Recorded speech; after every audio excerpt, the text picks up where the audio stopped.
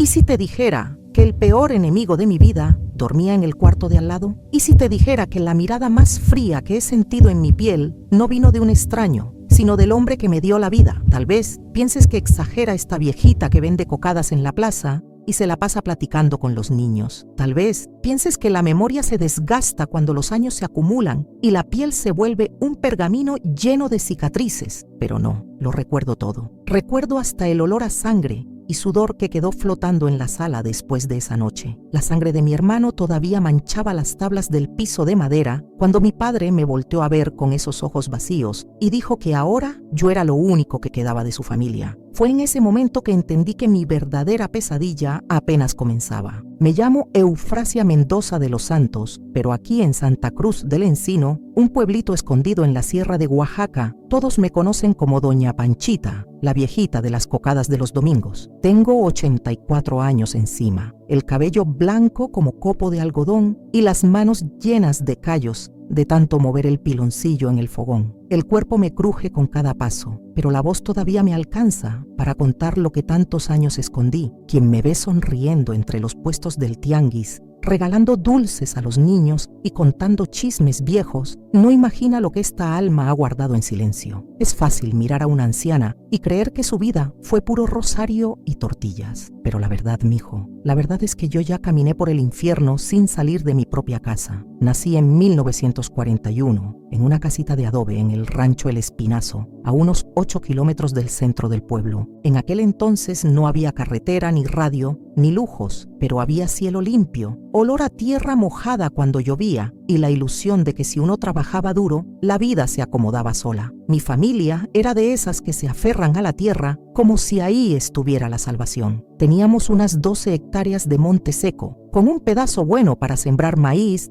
frijol y calabaza cuando San Isidro tenía piedad y mandaba agua. Gallinas en el patio, un burro viejo llamado Relámpago para jalar la carreta y un padre hecho de piedra, Benjamín Mendoza. El nombre ya impone, ¿verdad? Pues el hombre también. Era seco como nopal viejo y duro como tronco de mezquite. No reía, no acariciaba, no elogiaba, pero para mi hermano Jacinto, él hacía excepciones. Jacinto era su espejo, su orgullo, su continuidad. Con él aprendía de negocios, de ganado, de la molienda. Yo ayudaba a mi mamá. Lavaba, cocinaba, cosía, hacía dulces y bajaba la cabeza. La mujer vale si sabe complacer al marido y callarse la boca, decía mi madre, doña Brígida. Jacinto me llevaba 10 años. Era guapo, de sonrisa fácil y ojos almendrados que decían venían de nuestra abuela, la que tenía sangre mixteca. Me traía dulces de la ciudad, me enseñaba a chiflar con los dedos, me contaba cuentos de espantos que me hacían dormir tapada hasta la cabeza. Me prometía que cuando heredara todo aquello, me haría una casa con cocina grande y una hamaca en la terraza. Y yo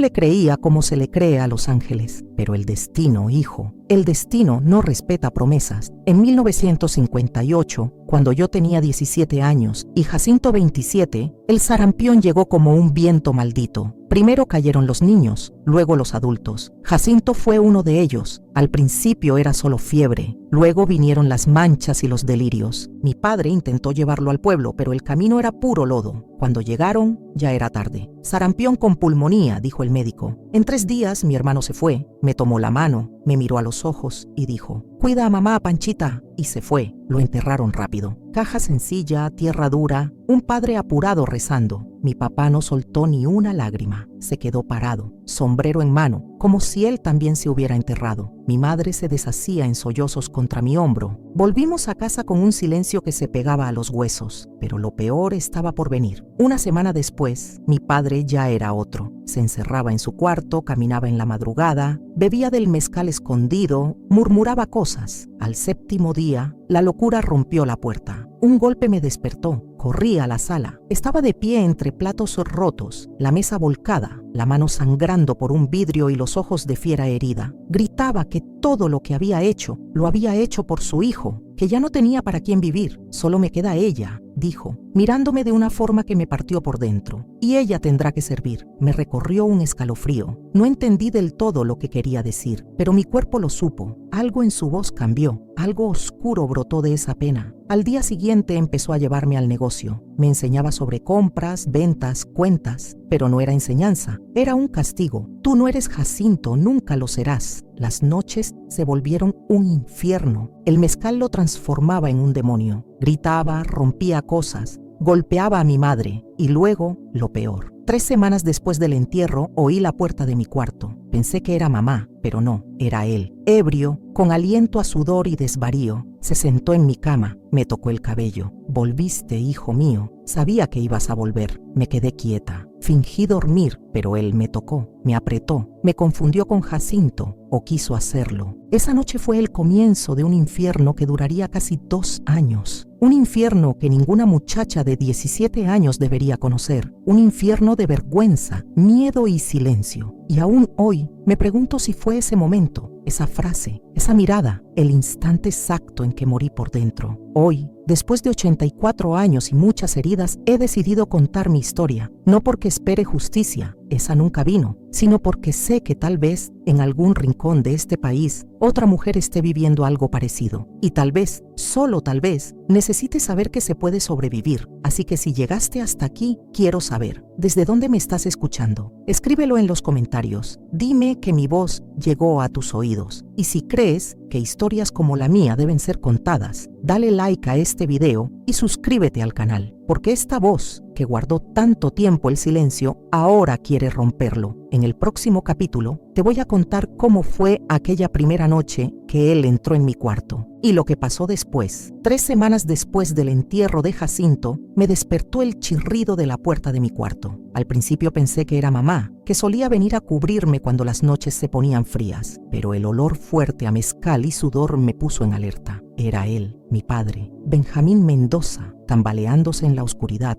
Se acercaba a mi cama con pasos torpes y lentos. Jacinto murmuró con voz ronca, arrastrada por el alcohol. Hijo mío, me quedé paralizada, fingiendo dormir, rezando por dentro para que se diera cuenta de que se había equivocado de cuarto, que entendiera que yo no era su hijo, que saliera sin hacer más daño. Pero no, se sentó en la orilla de la cama, hundiendo el colchón de paja bajo su peso, y pasó la mano por mi cabello con una ternura enferma que me heló los huesos. Volviste, susurró con una sonrisa torcida. Sabía que volverías. Intenté moverme, decirle que era yo, Eufrasia, su hija, no Jacinto. Pero antes de que pudiera pronunciar palabra, me agarró del brazo con una fuerza que me dejó moretones. No, no te vayas otra vez. Eres todo lo que tengo. Y entonces ocurrió lo que pasó esa noche, con el viento aullando entre las rendijas de la ventana y los grillos cantando allá afuera. Fue el inicio de un tormento que se alargaría por casi 2 años. Un tormento que ninguna muchacha debería conocer, mucho menos a manos de aquel que debía protegerla. Cuando salió el sol, trayendo consigo la luz que suele espantar a los monstruos de la noche, él ya había regresado a su cuarto. Me dejó ahí, tendida, hecha pedazos por dentro, llorando en silencio para no despertar la casa. No pude levantarme a preparar el café, como lo hacía todos los días. Me quedé acostada, envuelta en la sábana manchada de sangre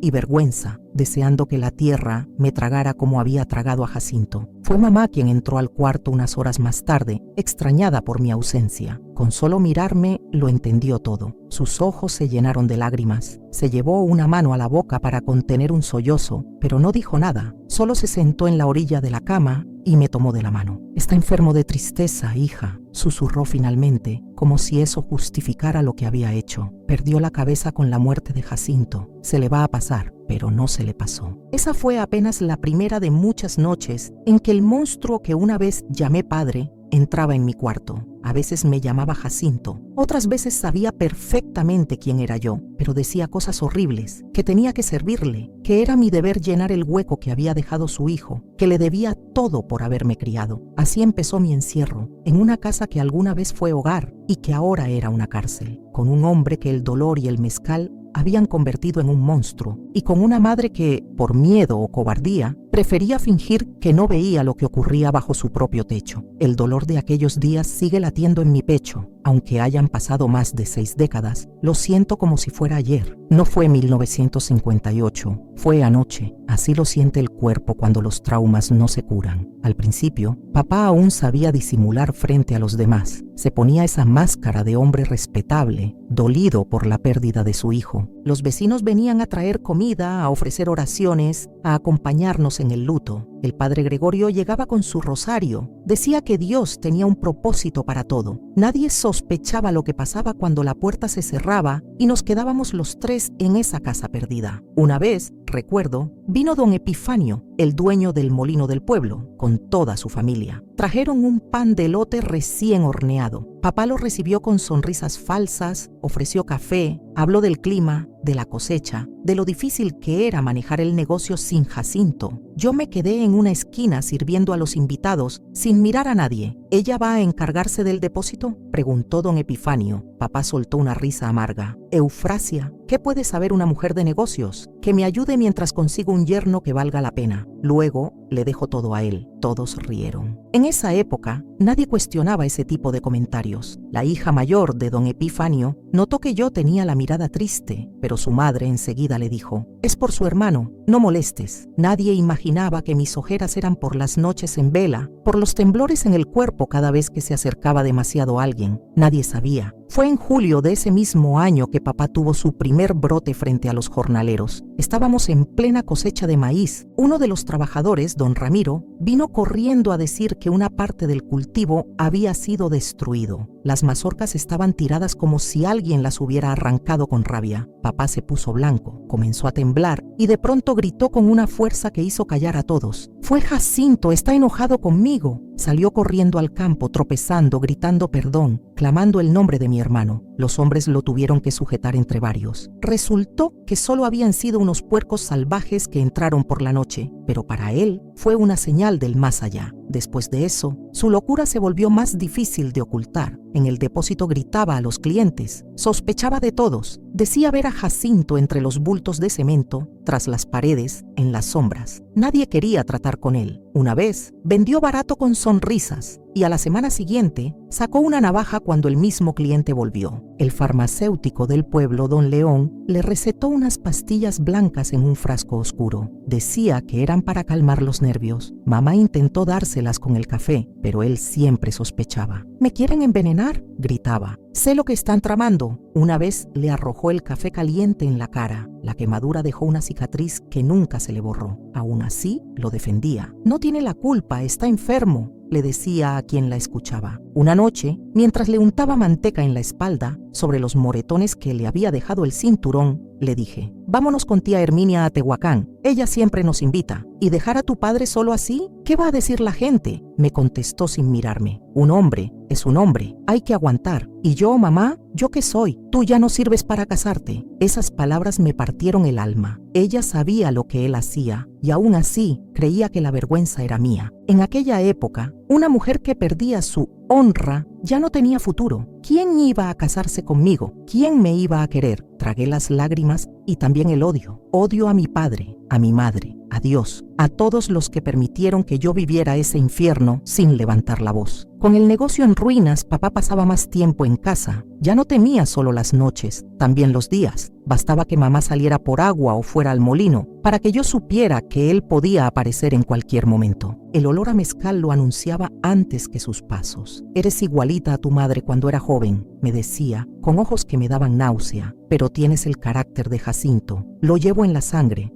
Lo veo en ti». A fines de ese mismo año, supe que llevaba una vida creciendo dentro de mí. Me lo callé. Me amarraba la panza, usaba vestidos sueltos, intentaba ocultarlo, pero el cuerpo habla. Mamá lo notó primero. Entró mientras me bañaba y me vio. No dijo nada. Luego susurró: «Tu padre no puede saberlo. Nos mataría a las dos». Fue la primera vez que admitió que él era capaz de matarnos. Y yo no sabía qué era peor, morir o seguir viviendo así. La confirmación de que había una vida creciendo dentro de mí fue como una sentencia. No porque no quisiera ese bebé, lo amaba ya, con todo lo que me quedaba, pero porque sabía de dónde venía. Sabía qué mirada me lo había impuesto, qué manos lo habían sembrado en mi cuerpo. No era un hijo del amor, sino del silencio, del miedo, del dolor. Intenté esconderlo lo más que pude. Usaba cintas apretadas, me envolvía con tela, evitaba comer delante de los demás por miedo a vomitar después. Pero el cuerpo de una mujer no miente. La curva de mi vientre empezó a notarse. Fue mamá quien lo notó primero. Una tarde, mientras me bañaba con agua fría en el cuarto trasero, entró sin tocar, como siempre hacía, y me miró fijamente el abdomen. ¿Cuánto tiempo?, preguntó con una voz seca, sin emoción. 2 meses, creo, contesté bajito. Se quedó callada. Tanto rato que pensé que se había ido, pero no, seguía allí, inmóvil, con la toalla en la mano, los ojos clavados en mi piel como si le doliera verla. Tu padre no puede saber, murmuró al fin. Nos mataría a las 2. Fue la primera vez que la oí admitir, sin rodeos, que papá era peligroso, que podía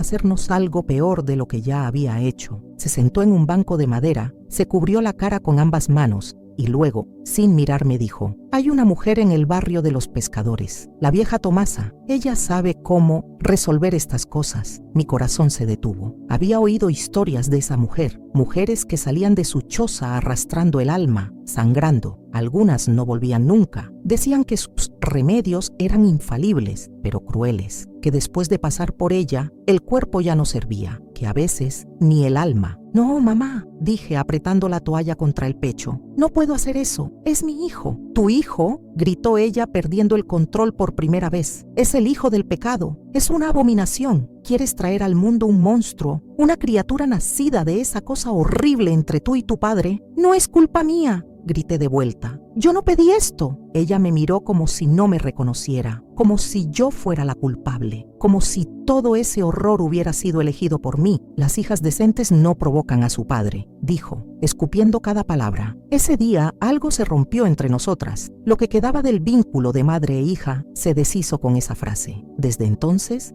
no volvió a tocar el tema, pero en secreto empezó una cruzada silenciosa contra ese bebé. Me daba tés amargos, de ruda, de canela, de raíz de tepescohuite. Me hacía levantar costales pesados, cargar cubetas llenas de agua, barrer hasta el cansancio. Yo sabía que todo eso era para ver si mi cuerpo abortaba, pero no funcionó. Esa criatura se aferraba a mí como un grito, como una prueba viva de todo lo que yo había callado. Papá, en su delirio, ni siquiera notaba mi barriga, cada vez más consumido, más errático. Se pasaba días enteros hablando con la nada, sentado bajo el árbol del patio, sosteniendo conversaciones con Jacinto. Veía enemigos donde no había, sombras que nadie más veía. Los pocos trabajadores que quedaban se fueron yendo poco a poco, asustados por su locura. Y así llegamos a la víspera de Navidad de 1958. Ese día, papá bajó al pueblo. Volvió al anochecer más borracho que nunca, tambaleándose con un paquete bajo el brazo. Nos llamó a todos al comedor. Éramos pocos, mamá, yo, el viejo Tomás, que aún ayudaba con las vacas, y la Lupe, que venía a veces a lavar ropa. Nos sentamos, tensos. Hoy es un día especial, anunció papá con voz pastosa. Hoy mi hijo Jacinto va a recibir un regalo. Abrió el paquete con torpeza. Sacó un par de botas de piel, nuevas,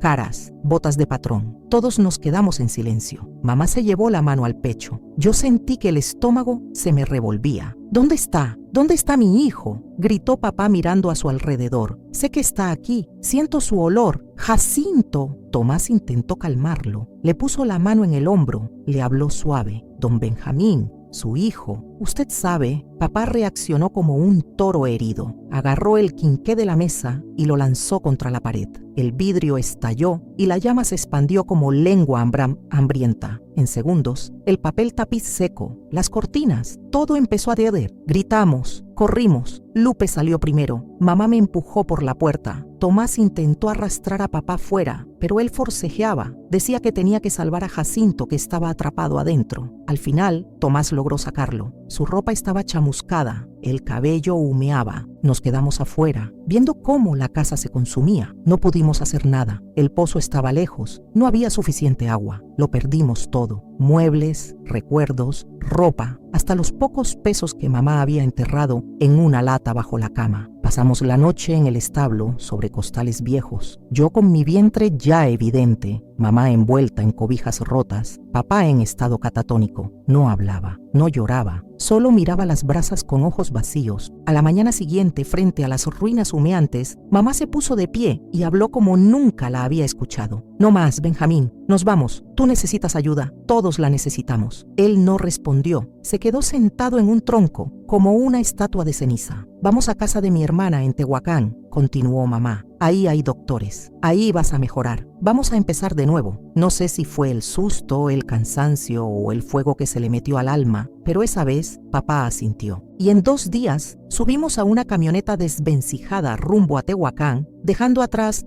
los restos calcinados de una vida que nunca fue nuestra. Pero lo que no sabíamos era que no íbamos al paraíso, solo cambiábamos de infierno. La casa de tía Herminia era pequeña, de 2 piezas. Olía a cuero curtido y chile seco. Se escuchaba todo, desde el mercado que quedaba a 2 cuadras hasta los suspiros que no queríamos dejar escapar. Dormíamos los 3 en un solo cuarto. Yo ya no tenía espacio ni para llorar en paz. Tía Herminia era todo lo contrario a mamá. Viuda desde joven, trabajadora, directa. A los pocos días ya me había echado el ojo. Una tarde, mientras lavaba trastes, me miró y dijo: ¿Estoy ciega o tú estás esperando, criatura? Mamá bajó la cabeza. Sí, la desgracia vino completa, murmuró. ¿Y el padre? Mamá mintió sin parpadear. Un jornalero, de los que ya no están. Tía Herminia no dijo nada, pero me miró como si pudiera ver el verdadero infierno detrás de mis ojos. Una semana después, sin avisar, trajo a un médico de verdad, un hombre serio, con bata blanca y voz firme. Primero examinó a papá. Él apenas reaccionó. Luego vino conmigo. Quiero estar sola con ella, dijo el doctor. Mamá quiso protestar, pero tía Herminia la detuvo. Déjalo. Si algo le pasa a esta niña, yo misma te lo voy a echar en cara. El médico fue delicado. Me revisó con respeto. Me habló suave. ¿Sabes quién es el padre?, me preguntó con compasión. Negué con la cabeza. Me moría de vergüenza. ¿Quieres tener al bebé?, me sorprendió. Nadie me lo había preguntado. Ni mamá, ni papá, ni Dios. Sí, respondí, bajito pero firme. Me dio unas vitaminas. Dijo que estaba anémica, que debía comer mejor, que el bebé estaba creciendo. Cuando salimos, en la sala nos esperaban mamá y tía Herminia. El doctor fue claro. Don Benjamín necesita atención psiquiátrica urgente y su hija, cuidados prenatales. La verdad cayó como bomba. Tía Herminia se llevó las manos a la cintura y encaró a mamá. Dime que no es lo que estoy pensando. Mamá se dejó caer en una silla. ¿Qué querías que hiciera? Es mi esposo, el padre de mi hija. Tía Herminia no dijo nada más aquella tarde. Solo se levantó, le pidió al doctor que la esperara afuera y se encerró en la cocina con mamá. No pude escuchar todo, pero los gritos no tardaron en subir de tono. Palabras como vergüenza, cobarde, complicidad y pecado flotaban en el aire. Yo me quedé sentada en una silla del pasillo, con las manos en el regazo, sintiéndome pequeña, sucia, rota. Papá, mientras tanto, seguía en su mundo. Sentado en una esquina del patio, mecía lentamente un ladrillo como si fuera un bebé. Murmuraba nombres, lloraba sin lágrimas, a ratos reía solo, a ratos se golpeaba la frente con la palma abierta. Nadie sabía ya cómo detener su derrumbe. Pasaron los días. El médico regresó con papeles para internarlo en un hospital psiquiátrico en Puebla. Dijo que era urgente, que su estado era un riesgo para todos. Mamá no quiso firmar. Dijo que su lugar era con su familia, que Dios lo iba a curar. Pero tía Herminia fue más firme. Si no lo llevas, lo llevo yo. Y si algo le pasa a tu hija, nunca te lo vas a perdonar. Y así, una mañana gris, llevaron a papá en una ambulancia blanca que parecía más una carreta fúnebre. No se resistió, solo miró por la ventana trasera, como si supiera que no volvería. Mamá no fue a despedirse. Dijo que no podía verlo así. Yo lo miré alejarse sin decir palabra, no por falta de amor, sino porque ya no quedaban palabras, solo el vacío. Los meses siguientes fueron los más silenciosos de mi vida. Vivíamos en casa de tía Herminia como fantasmas.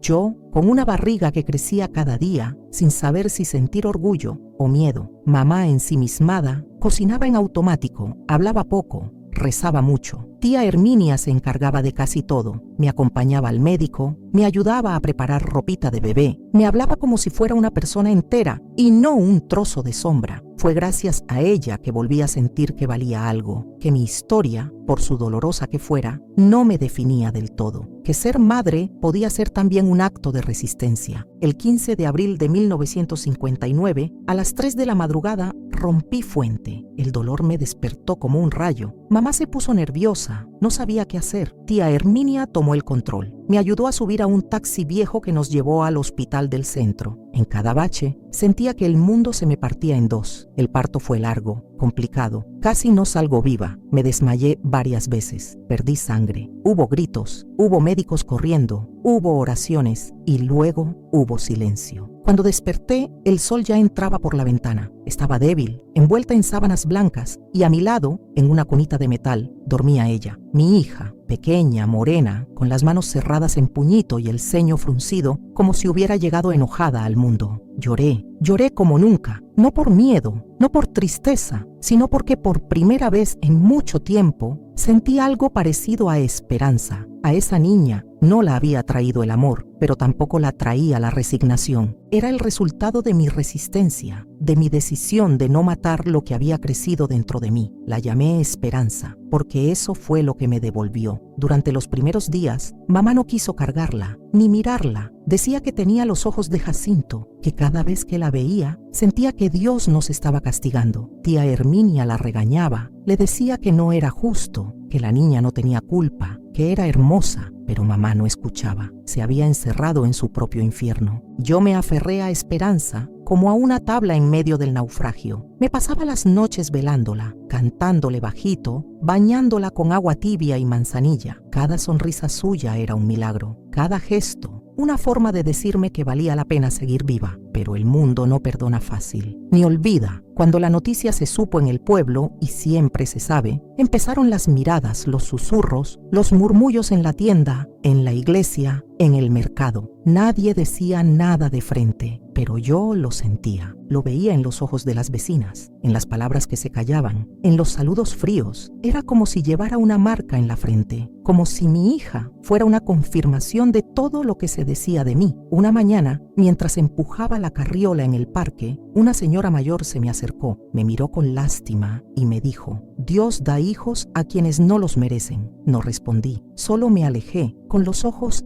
llenos de lágrimas. Esperanza no tenía la culpa, pero el mundo sí. El mundo que no supo protegerme, que me juzgó, que me condenó sin conocer mi historia. Mamá no soportó la vergüenza. 2 meses después del nacimiento se fue de casa. Dijo que necesitaba espacio, que no podía respirar con tantos recuerdos. No dejó dirección, solo una carta mal escrita donde pedía perdón por no haber sabido protegerme. No volví a verla. Tía Herminia me abrazó ese día como una madre de verdad. Me dijo que no estaba sola, que ya había sufrido suficiente, que ahora era tiempo de levantarme, y lo hice. Conseguí trabajo en una tienda de telas. Vendía encajes, botones, cintas. Llevaba a Esperanza en la espalda, amarrada con un rebozo. Me hice costurera. Empecé a ahorrar. Poco a poco, empecé a sentir que tenía derecho a un futuro, pero aún faltaba lo peor. Un día, recibimos una carta del hospital. Papá había escapado. Nadie sabía cómo, solo que se había ido sin dejar rastro. Las enfermeras decían que hablaba de volver a casa, de reparar lo perdido, de buscar a Jacinto. Viví semanas con el corazón en un puño. Cerraba bien las puertas. No dormía bien. Sentía su sombra en cada esquina, en cada crujido, en cada noche de viento. Y un día simplemente apareció. No hubo advertencia, no hubo aviso, no hubo carta, ni teléfono, ni testigo. Simplemente apareció. Era un lunes, cerca del mediodía. Yo estaba colgando pañales en el tendedero de la azotea de la casa de tía Herminia. El sol pegaba fuerte y Esperanza dormía dentro, acurrucada en su Moisés. Escuché pasos pesados subiendo las escaleras. Pensé que era el cartero o algún vecino, pero cuando levanté la vista y vi esa figura desgarbada, sucia, flaca como un poste, supe que la paz se había terminado. Eufrasia, dijo con voz ronca. No podía moverme. Fue como si el tiempo se congelara, como si todas las noches de horror se comprimieran en un solo segundo. Tenía la barba larga, las uñas negras, la ropa hecha jirones, pero eran sus ojos, esos ojos vacíos que ya había visto una vez en la sala de nuestra antigua casa, los que me hicieron retroceder hasta quedar con la espalda pegada a la pared.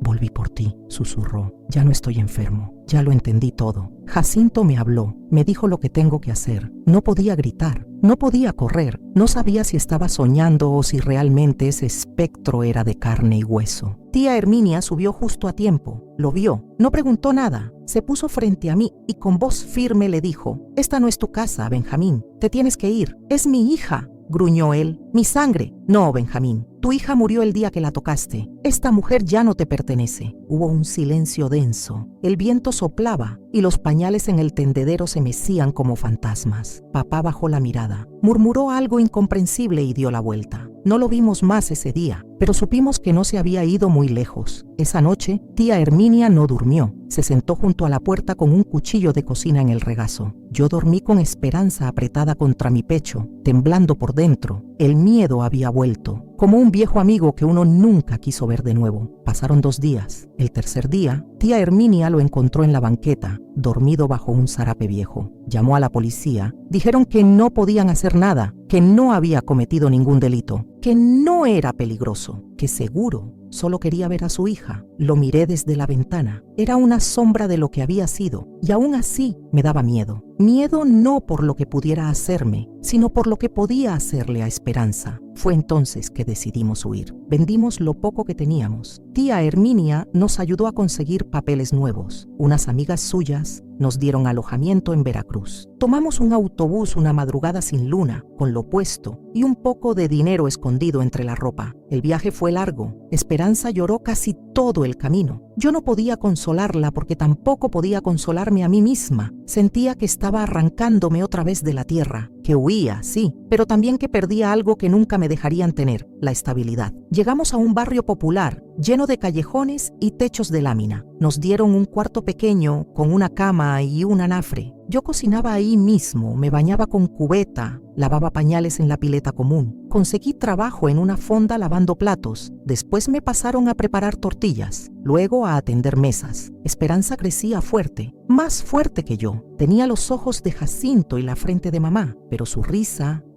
era mía. Su risa era la única parte de mí que seguía viva. Pasaron 2 años. Nunca supimos más de papá. Alguien dijo haberlo visto en un hospital en Chiapas, desvariando. Otro dijo que lo habían atropellado en el norte. Nadie confirmó nada. Yo dejé de preguntar. Para mí había muerto. En Veracruz, por fin, pude comenzar de nuevo. No sin miedo, no sin heridas, pero con pasos firmes. A los 20 años, ya había montado mi propio puesto de comida. Vendía tamales, atole, tortillas, cocadas. Las cocadas fueron mi salvación. Las hacía con receta de mamá. Irónico, ¿no? Algo de ella me acompañaba a pesar de todo. Esperanza entró a la primaria. Aprendía rápido. Le encantaba leer. Siempre tenía preguntas. A veces me preguntaba por su padre. Yo le decía que se había ido antes de que ella naciera, que nos había abandonado. Era mentira, pero era lo menos cruel que podía inventar. No me atrevía a contarle la verdad. No quería que su infancia se ensuciara con el horror que marcó la mía. No quería que pensara que venía del pecado. Quería que creyera que venía del amor, aunque no fuera verdad. Me propuse criarla con respeto, con paciencia, con cariño. Quise romper el ciclo. Quise demostrarle que una madre podía ser abrigo, no tormenta. Y lo logré, o eso creía. Pero la vida, esa que tantas veces te da un respiro solo para quitártelo después, tenía otros planes. Un día, cuando Esperanza tenía 12 años, la vi hablando con un hombre mayor en la esquina. Me pareció familiar, alto, flaco, con un sombrero raído y la mirada huidiza. Sentí que el corazón se me detenía. Corrí hacia ella. El hombre se fue sin decir nada. ¿Quién era ese?, le pregunté con la voz temblando. No sé, dijo ella. Me preguntó si me llamaba Esperanza Mendoza. Le dije que sí y se fue. Volvió el pánico, volvió el insomnio, volvió el cuchillo bajo la almohada. Pero esa vez no nos fuimos. Esa vez decidí enfrentar el pasado. Pregunté en todos lados. Fui a hospitales, a refugios, a iglesias. Nadie lo había visto o nadie quería hablar. Pasaron meses y entonces llegó una carta escrita con letras temblorosas, sin firma. Eufrasia, no me queda mucho tiempo. Estoy en San Juan de los Lagos. Ven, necesito verte. No sabía qué hacer. Tía Herminia me dijo que lo ignorara, que no merecía nada, que si se estaba muriendo era justo. Pero algo en mí, algo me decía que tenía que ir, y fui. Tomé el primer autobús que encontré rumbo a San Juan de los Lagos. Era una decisión que iba en contra de todo lo que había prometido a mí misma, pero no podía evitarlo. Habían pasado tantos años, y aún así, esa carta escrita con letra temblorosa me removió algo en el pecho que ni yo supe explicar. ¿Era odio? ¿Era miedo? ¿Era lástima? Tal vez una mezcla imposible de todo eso. Tal vez solo necesitaba cerrar una puerta que él había dejado abierta con su desaparición. Llegué al pueblo con el amanecer. Una neblina densa cubría las calles empedradas. Me sentía como si estuviera caminando entre fantasmas. Pregunté por él en la parroquia. El sacerdote me dijo que un hombre mayor, con el nombre de Benjamín Mendoza, estaba internado en un pequeño hospicio a las afueras del pueblo, en una casa atendida por monjas. Me dio la dirección. Caminé con las piernas temblorosas, como si cada paso me pesara más que el anterior. La casa era humilde, de paredes blancas y portón de madera. Una monja me recibió. Tenía el rostro dulce, de esos que dan calma solo con mirar. ¿Es usted familia del señor Benjamín?, me preguntó. No supe qué responder. Soy su hija, dije, finalmente con voz seca. La hermana me hizo pasar. Me dijo que él llevaba semanas allí, que había llegado muy enfermo, sin documentos, solo con una hoja de papel en el bolsillo y un par de nombres escritos: Eufrasia Mendoza y Esperanza. Había pasado los últimos días delirando, hablando con personas que no estaban, pidiendo perdón a voces invisibles. Cuando entré a su cuarto, me paralicé. Allí estaba, mi padre, el hombre que había destruido mi infancia, mi inocencia, mi fe, acostado en una cama de metal, con una manta delgada cubriéndole las piernas huesudas. Su rostro era solo arrugas y piel pegada al hueso. Tenía los ojos cerrados, los labios secos, el pecho subiendo y bajando con dificultad. «Papá», murmuré, sin saber por qué lo llamaba así. Sus ojos se abrieron lentamente. Me miró sin reconocerme y luego algo en su mirada cambió. «¿Eufrasia?», preguntó con voz quebrada. No supe qué decir. Solo asentí. Él intentó incorporarse, pero el cuerpo no le respondió. «Sabía que vendrías», dijo con esfuerzo. «Tenía que verte antes». ¿Antes de qué? De irme. Hubo un silencio largo. Las monjas nos dejaron solos. Yo me senté en una silla junto a su cama. No lo toqué. No pude, pero tampoco me fui. ¿Por qué?, pregunté al fin. ¿Por qué me hiciste todo eso? Sus ojos se llenaron de lágrimas. Lágrimas verdaderas, no las que finge el remordimiento. Lágrimas sucias, pesadas, nacidas del fondo del alma. «No tengo excusa», dijo. «Perdí la razón, me perdí a mí mismo y te arrastré conmigo. Yo era una niña», le recordé. «Lo sé, yo confiaba en ti, lo sé, me quitaste todo». Él bajó la mirada, respiraba con dificultad. Me pidió que lo escuchara un momento más. «No me pidas perdón», le dije antes de que hablara. «No quiero perdonarte, no estoy aquí para eso». «No vine a pedir perdón», dijo. «Vine a morir sabiendo que sabías la verdad, que yo te fallé, que merezco el infierno, pero tú mereces paz». Guardé silencio, no por respeto, sino porque no tenía palabras. Entonces, con una voz apenas audible, me pidió una cosa más. «¿Me cuentas de ella?». Supe de inmediato que se refería a Esperanza. No quise contarle todo, no quise regalarle sus logros, sus sonrisas, sus logros, pero tampoco pude negarle una última imagen. «Es fuerte», le dije, «es valiente, es todo lo que yo nunca pude ser». Cerró los ojos, sonrió. «Entonces hice algo bien, sin querer». Unas horas después, murió. No hubo ceremonia. Lo enterraron en una fosa común del hospicio. Nadie reclamó el cuerpo, nadie puso flores, nadie recitó oraciones, y así debía ser. El silencio fue su castigo, el olvido, su destino. Volví a Veracruz con la sensación de haber cerrado un ciclo, no con justicia, no con alivio, pero con certeza. Certeza de que, al menos, él ya no podía hacernos daño. Esperanza nunca supo que fui a verlo, nunca preguntó por él. Yo tampoco quise abrir esa puerta. Hay cosas que deben quedarse enterradas con los muertos. Los años pasaron. Ella creció, estudió, se convirtió en maestra, conoció a un buen hombre, se casó. Tuvo una hija a la que llamó Eufrasia en mi honor. Me lo dijo con lágrimas en los ojos. Me abrazó tan fuerte que sentí que todo el dolor de mi vida se diluía en ese gesto. Y entonces entendí algo que me costó más de 60 años descubrir. Mi historia no es una tragedia. Mi historia es una herencia, una advertencia, un testimonio. Soy la voz de todas las que callaron, de todas las que creyeron que no valían nada, de todas las que fueron silenciadas por la vergüenza que no les correspondía. No soy víctima, soy sobreviviente. Y si tú llegaste hasta aquí, si estás leyendo esto, si mis palabras te tocaron aunque sea un poco, te pido algo. Escríbeme abajo, en los comentarios, la palabra renací, para que yo sepa que no estoy sola. Para que otras como yo, como tú, como tantas, sepan que aún podemos alzar la voz. Y si crees que esta historia merece ser escuchada, compártela, porque el silencio ya no me protege, ahora me libera. Después de aquel encuentro en San Juan de los Lagos, pensé que el capítulo más oscuro de mi vida se había cerrado. Había vuelto con esperanza a Veracruz, con la certeza de que ya nada me perseguía. que lo peor había quedado atrás, bajo tierra, con un nombre que nunca más necesitaba pronunciar. Pero lo que no entendí entonces, lo que aprendí con el tiempo, es que hay heridas que no cierran solo porque el agresor muere. El dolor no desaparece con un entierro. A veces, apenas empieza a respirar. Los primeros años después de la muerte de mi padre, me aferré a la rutina como quien se cuelga de una cuerda en medio del abismo. Despertaba, cocinaba, trabajaba, cuidaba de Esperanza, y al caer la noche me sentaba frente al altar que había hecho con la foto de mi hermano Jacinto. Prendía una veladora y le hablaba en silencio. Le contaba lo que había pasado en el día. Le decía que su hermana seguía viva, que su sobrina crecía, que su nombre aún era pronunciado. Era mi forma de no enloquecer. Tía Herminia, que ya se había hecho mayor, decidió irse a vivir con una prima en Oaxaca. Me abrazó antes de partir y me dijo que había hecho todo lo que pudo por mí y que ahora me tocaba a mí caminar sola. Me dejó su puesto en el mercado, uno pequeño pero bien ubicado. Yo lo convertí en mi espacio. Vendía cocadas, galletas de anís, bolitas de tamarindo y pan dulce hecho por mí, y con ese negocio, Esperanza pudo ir a la universidad.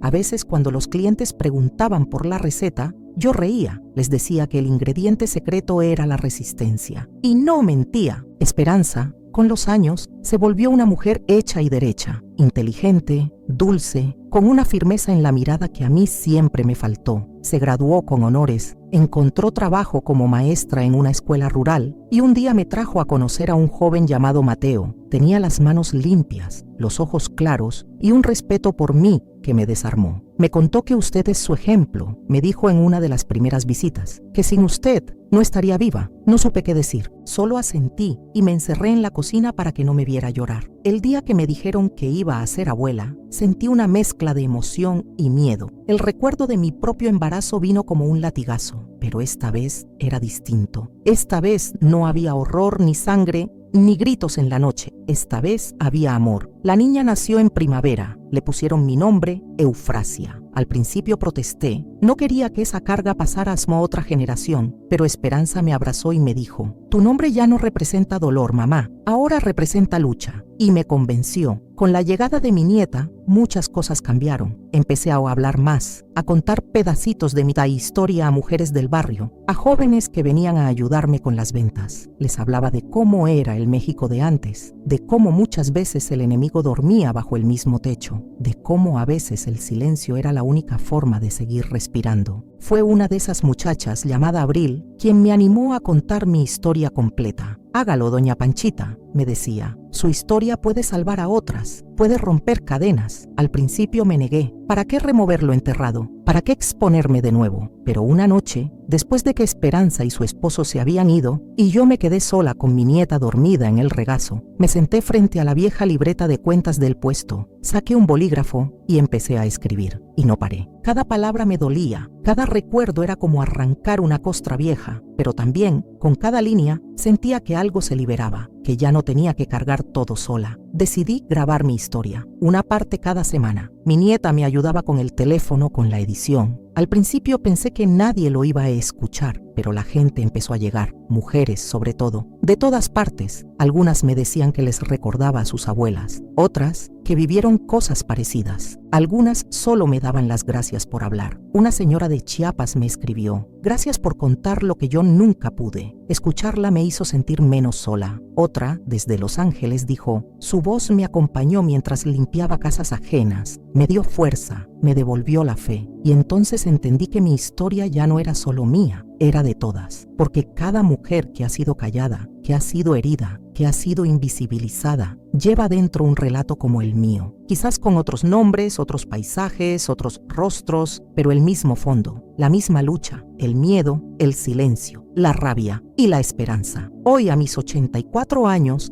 me paro frente al puesto de cocadas con más orgullo que nunca, no porque venda más, no porque ya no tenga miedo, sino porque sé que por fin estoy haciendo lo que debía hacer hace mucho: hablar. No sé cuánto tiempo me quede, el cuerpo ya no responde como antes, la vista se me nubla, las manos me tiemblan, pero mientras la voz me acompañe, seguiré contando, porque ya no hablo por mí sola, hablo por las que ya no pueden, por las que se fueron sin justicia, por las que aún tienen miedo de hablar. Por eso te pido, si llegaste hasta aquí, si esta historia te tocó de alguna forma, deja un comentario abajo con la frase: «Yo también rompo el silencio». Que tu comentario no sea solo texto, que sea eco. Y si puedes, comparte este video. Manda el enlace a alguien que necesite saber que no está sola, porque mientras una de nosotras se atreva a contar su historia, ninguna estará verdaderamente perdida. Nunca me imaginé llegar a vieja, no porque no lo deseara, sino porque durante muchos años sentí que no lo merecía. Había noches, muchas, en que pensaba que mi vida terminaría igual que empezó mi pesadilla, en silencio, en la oscuridad,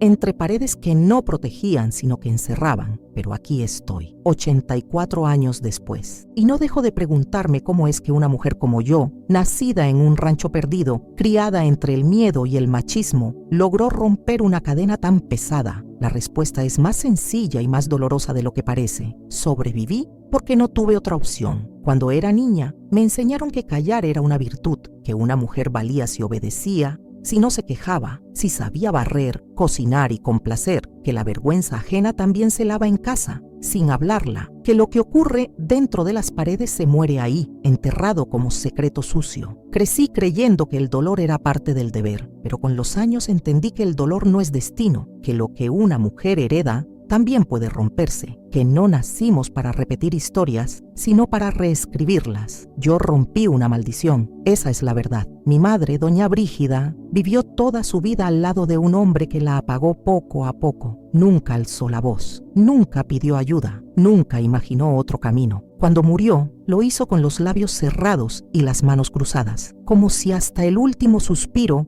hubiera pedido permiso para existir. Yo no quiero morir así. No quiero que mis nietos, ni las hijas de mis vecinas, ni las jóvenes que me escuchan piensen que su único destino es aguantar. Por eso cuento mi historia, por eso abro las heridas y las muestro sin pudor, porque ocultarlas no las sana, solo las profundiza. Cuando Esperanza creció y se convirtió en madre, la vi criar a su hija con una ternura que yo nunca conocí. Le hablaba con respeto, le explicaba las cosas, le pedía perdón cuando se equivocaba. Me conmovía verla así y a la vez me dolía, porque yo nunca supe hacer eso. Yo fui madre con miedo, con culpa, con desconfianza, pero fui. Y eso también cuenta. Hoy mi nieta Eufrasia tiene 13 años. Es inquieta, curiosa, rebelde. Me recuerda a mí, pero sin las cadenas. Un día me preguntó por qué nunca hablo de su bisabuelo. Le dije que hay historias que duelen tanto que se guardan hasta que uno está lista para contarlas. ¿Y tú ya estás lista, abuela? La miré y le dije que sí. Así que una tarde, sentadas en el patio mientras ella comía una cocada y yo tejía una bufanda, le conté. No todo, no los detalles más oscuros, pero sí la verdad.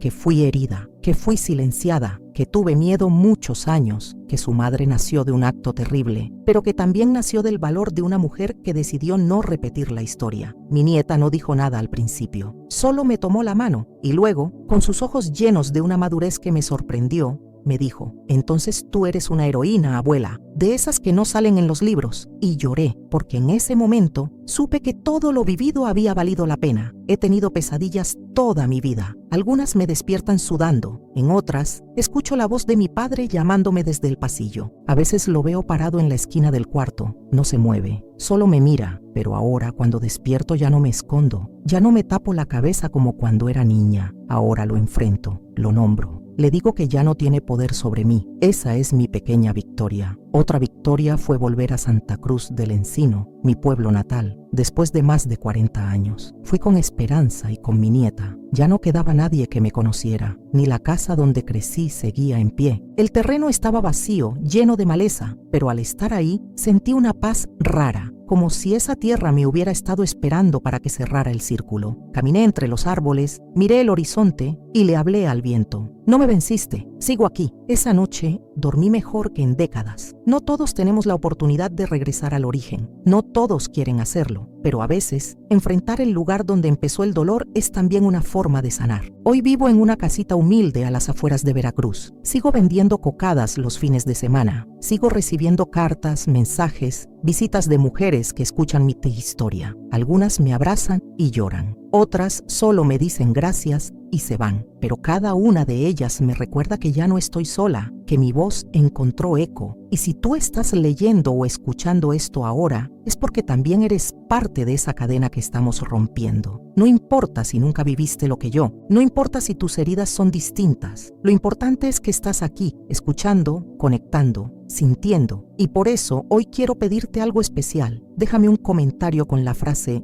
"soy parte del cambio", porque cada palabra tuya me da fuerza, porque cada testimonio compartido construye un puente hacia otras mujeres, porque juntas tejemos una red que ya nadie podrá romper. Y si puedes, comparte este video. Tal vez hay una mujer cerca de ti que necesita escucharlo más de lo que imaginas. Durante gran parte de mi vida viví pidiendo perdón, perdón por ocupar espacio, perdón por hablar alto, perdón por llorar, perdón por no haber sido suficiente para salvar a mi hermano, perdón por no haber podido protegerme, perdón por no haber defendido a mi madre, perdón por traer al mundo una hija nacida del horror, perdón por no ser mujer de verdad, de esas que aguantan, que no cuentan, que no manchan el apellido familiar con sus quejas. Y un día, sin fecha exacta, sin anuncio, sin aplausos, dejé de hacerlo. No fue una decisión repentina. No me levanté un lunes cualquiera diciendo, hoy dejo de pedir perdón. Fue un proceso lento, como el sol que va subiendo y uno no nota en qué momento ya está iluminando todo. Fue a fuerza de escuchar otras voces, de mirar a otras mujeres, de ver en los ojos de mi hija y de mi nieta algo que yo nunca tuve: dignidad sin culpa. Me di cuenta de que cada vez que pedía perdón por existir, estaba cargando una mochila que no me correspondía. Cuando era niña, pedía perdón porque papá llegaba molesto y yo respiraba muy fuerte. En la adolescencia, me disculpaba por no ser lo que mamá esperaba. Ya de adulta me sentía culpable cada vez que Esperanza me miraba con preguntas en los ojos. Y de vieja sentía que el mundo me debía silencio, que lo único que podía dar era dulzura sin historia. Pero eso cambió, y cambió cuando vi a mujeres más jóvenes acercarse a mí, no para comprar cocadas,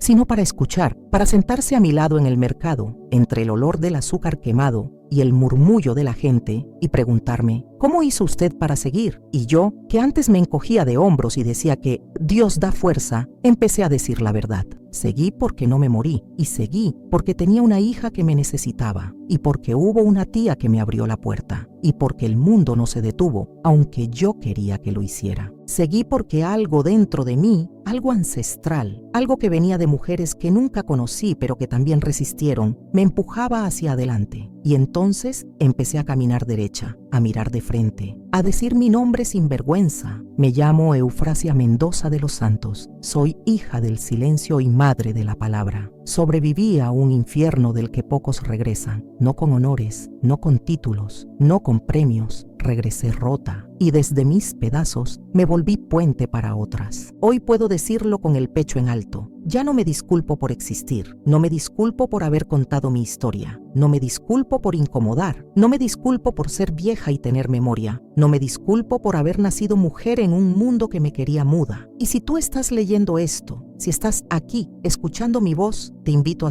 hacer lo mismo, porque no hay nada más poderoso que una mujer que deja de pedir perdón por vivir. Cuando empecé a contar mi historia en pequeñas grabaciones, no imaginé que llegaría tan lejos. Pensé que quizá 1 o 2 personas la escucharían, pero llegaron mensajes de todas partes. Mujeres jóvenes, señoras mayores, incluso hombres que me decían, mi abuela vivió algo así. Mi mamá nunca lo contó, pero ahora entiendo. Gracias por hablar. Y eso me dio vida, me dio propósito, me dio un último regalo que no esperaba tener: sentido. El sentido de saber que mis palabras no se las llevó el viento, que mis heridas, al ser contadas, no sangran en vano. Una vez, una muchacha me preguntó, ¿y no le da miedo que alguien de su familia escuche todo esto y la juzgue? Le sonreí. ¿Sabes qué me daba más miedo? Que nadie lo supiera, que me muriera y me llevara esta historia al cajón, que todo lo que sufrí quedara enterrado sin haber sembrado nada. Ahora sé que sembré, que sembramos. Porque cada mujer que cuenta su verdad planta una semilla, y aunque tarde, florece. Mi nieta a veces escucha mis grabaciones y me dice que algún día hará un libro con todo lo que escribí y conté. Yo le digo que eso no importa, que lo importante es que ella ya sabe, que ella ya escucha, que ella ya no tiene miedo, pero dentro de mí sí deseo que lo haga, que mi voz, aunque sea rasposa y vieja, se imprima en algún papel, que se lea en alguna casa, que una mujer la abra en soledad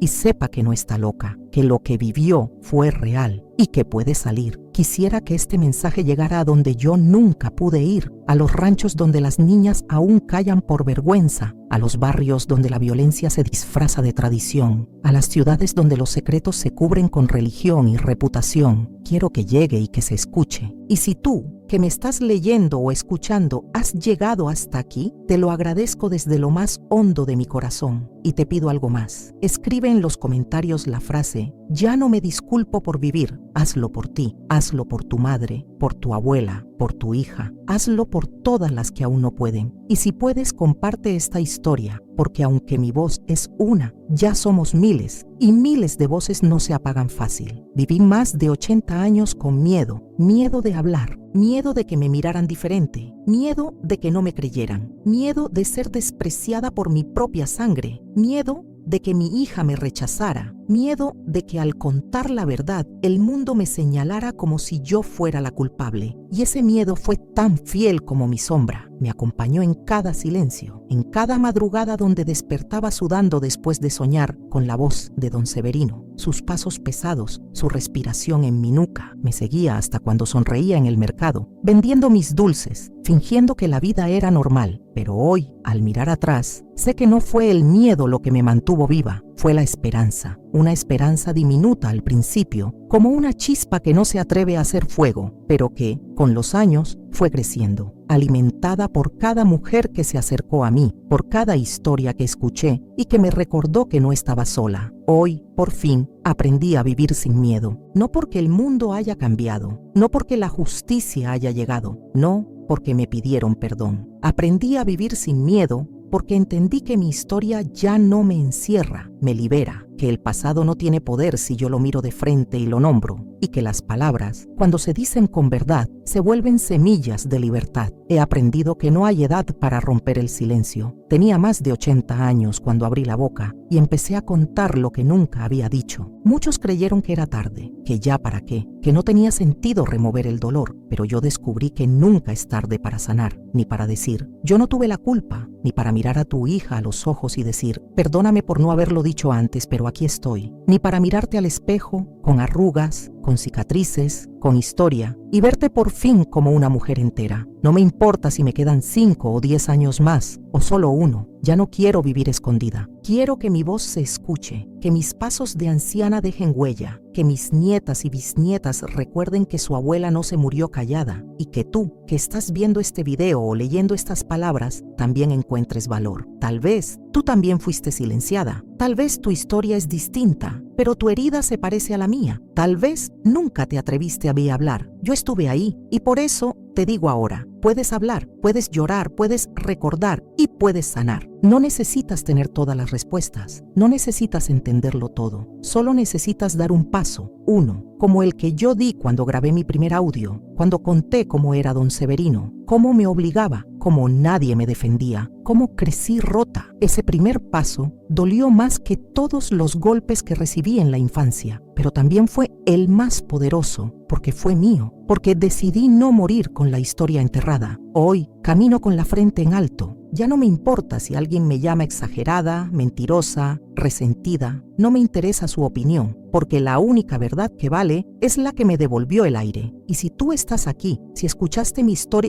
historia hasta el final, quiero pedirte algo. Comenta la frase, yo llegué hasta el final porque creo en la libertad. Escríbela como un acto de fe, como un símbolo, como un pacto silencioso entre tú y yo. Y si conoces a alguien que necesita escuchar esta historia, compártela. No por mí, yo ya conté lo que tenía que contar, yo ya me liberé. Hazlo por quien aún calla, hazlo por quien aún cree que es tarde, hazlo por quien necesita saber que una mujer de 84 años, desde un pueblito del norte de México, decidió hablar y al hacerlo encendió una luz. Gracias por estar aquí, gracias por escuchar, gracias por no voltear la cara y nunca olvides, tu historia importa. Este video fue creado a partir de una historia real. Cada palabra dicha aquí pertenece a una vida vivida con coraje. Si te conmovió, suscríbete, deja tu me gusta y comparte con quien necesita un mensaje de verdad, porque esta voz que escuchaste es mi voz y es la voz de miles y ahora también puede ser la tuya.